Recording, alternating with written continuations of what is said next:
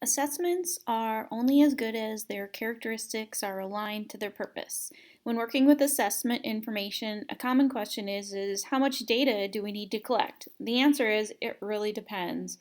Minimally on the assessment tool, the purpose which we are using it, and how technically adequate the tool is. Let's take a look at the concept of rigor. The concept of rigor should be familiar to many, and it's included within coursework as well as evaluator training for many years now. But the idea is that our consequences of our decisions can sometimes be low and they can sometimes be high. Eligibility decisions, whether you are eligible or not, are really high consequences, or there's a lot at stake. And in those kinds of cases, then we want to match the type of data that we are collecting to be able to answer those types of questions. And so when we have rigorous decisions to make, we want to use rigorous data.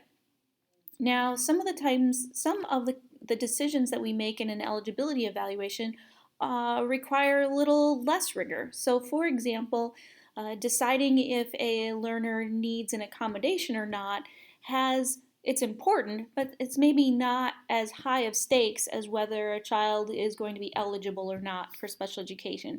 So the rigor for that type of decision may be less, and the type of data we're looking for that could be more suitable, that has some of the less rigorous components that we're going to be looking at here in just a second. So what does rigor mean, and why are we using this term? Well, rigor sort of sounds like rigor, kind of like a toad.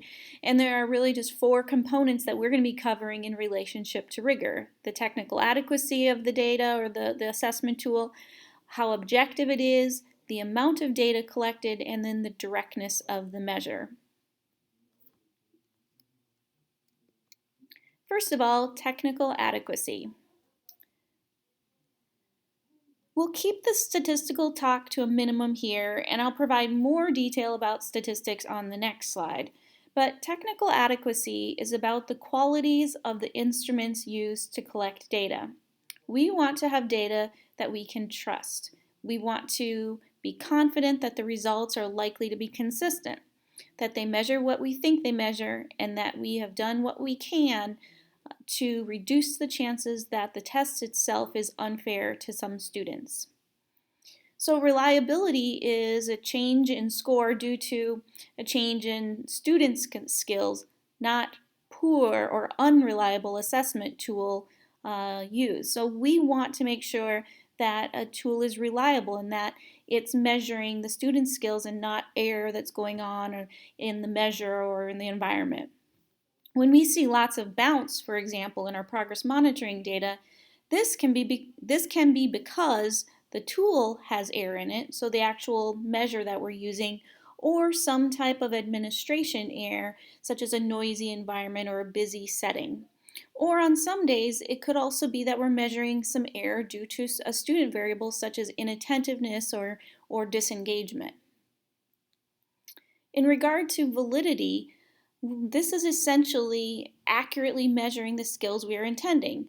So if we want to measure reading skills, that our tool is measuring reading. If we want to measure a certain construct under behavior, that our tool is measuring that construct. We mentioned in our eligibility in Iowa lesson that functional assessments, when they target the concerns adequately, have strong validity because they're so closely measuring the concern.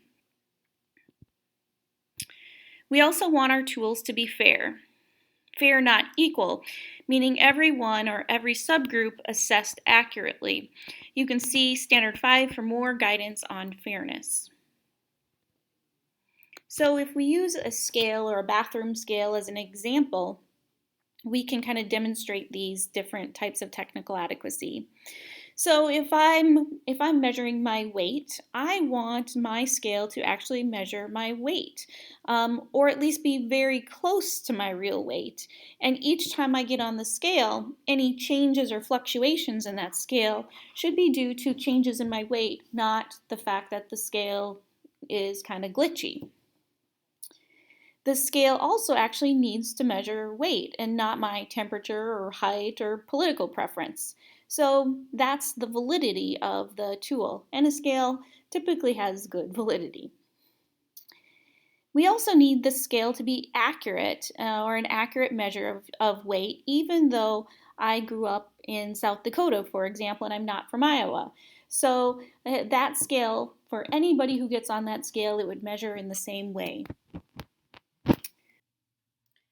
So assessments such as the IGDs, FAST, and other Eli-approved measures were all evaluated on these psychometric characteristics.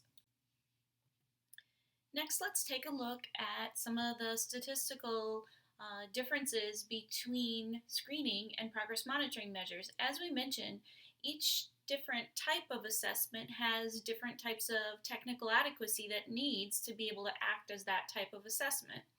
So there are several different types of reliability and validity. Evaluators should be familiar with them so they can choose assessments to meet their needs that provide sufficient rigor for decision making. Some of the key criteria are here. So for example, when we look at screening, a measure needs to have good test-retest reliability as well as alternate form reliability and inter-rater reliability, with the last two being of higher priority. So meaning that if it's test-retest would be taken two different points in time, it would have a similar assessment, a similar score. When we look at alternate form, when there are multiple assessments of the same type, so for example, progress monitoring, we want those forms to be as similar as possible and they would have then high reliability. And then of course, if different persons are giving that assessment, we would want to be able to see high reliability there as well. At or above 0.8 for reliability. With progress monitoring, we need to see alternate form reliability as well as inter-rater reliability. When we look at validity, however, there's some differences in the type of validity that we need to have for screening versus progress monitoring measures. Screening measures have to have very, very good predictive validity, meaning that they correlate with measures of future performance. And they need to have also then good concurrent validity, meaning that they correlate with other measures of performance at the same time. Whereas progress monitoring measures have to have good concurrent, but they also have to have good predictive validity of the slope, meaning that we don't want to see the slope increase and decrease significantly with one or two data points in time. And the tighter that validity of the slope is, the better our validity is for progress monitoring decisions. Screening measures, though, also have to have classification accuracy. This is about how well our assessment is at identifying learners who are at risk and those who are not at risk. If the measure has too low of classification accuracy, we end up having many errors. That is, we over-identify learners or we under-identify learners. Whereas progress monitoring measures need to have good sensitivity. So we mentioned earlier they have to have good slope or they have to be sensitive to change over time. And we look for measures that have at least a 0.5 digits or words gain or whatever type of measure you're measuring over time. So anything less than that, it really isn't sensitive enough to see change over time. And of course, we're always looking for our measures to be efficient, and then screening also should be able to develop cut scores to be able to have good screening measures.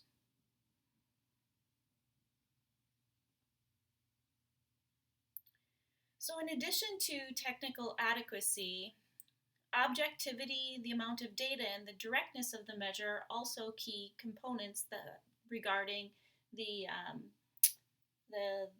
rigor of the data. When we have measures that are more objective, they aid more in high stakes decisions. More objective measures are assessments of actual behaviors versus assessments that are inferred or indirect measures. So for example, if you are observing a learner in their setting, you can record their actual responses to the teacher or to instruction, or you can record what your perspective is on why the behaviors occurred. The actual responses are the objective information, whereas the why you think something might have occurred is more of the less objective information. So the big idea here is that for low stakes decisions, the data may be more subjective. Opinions and impressions might suffice for low stakes issues. However, for objective sources of data are needed for high stakes decisions. A teacher's impression of a student's skills might suffice during some daily instruction. However, more objective data are required to make significant changes in the child's educational programming, such as making an eligibility decision. So this is the difference between I think he's got the skills versus let me collect the data to make sure he has mastered the skills. We want to minimize the I feel data, the opinions, impressions, and have more objective data where we see the actual responses.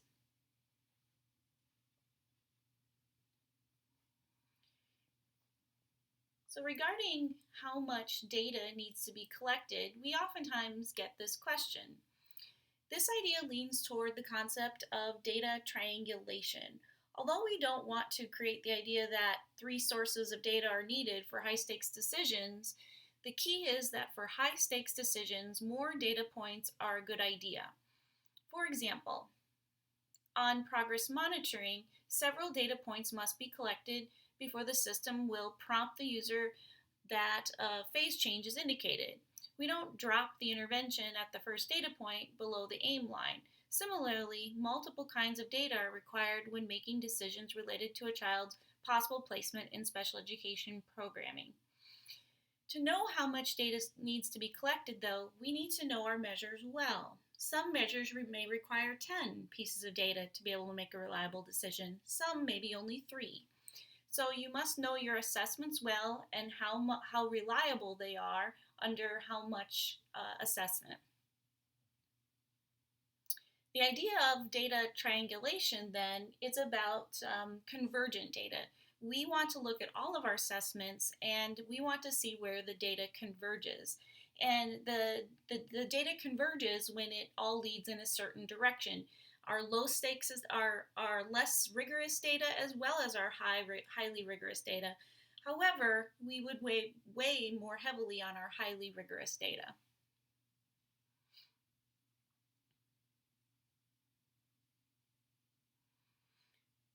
Measures can also be direct versus indirect. For high stakes decisions, we want to use as directive measures as possible.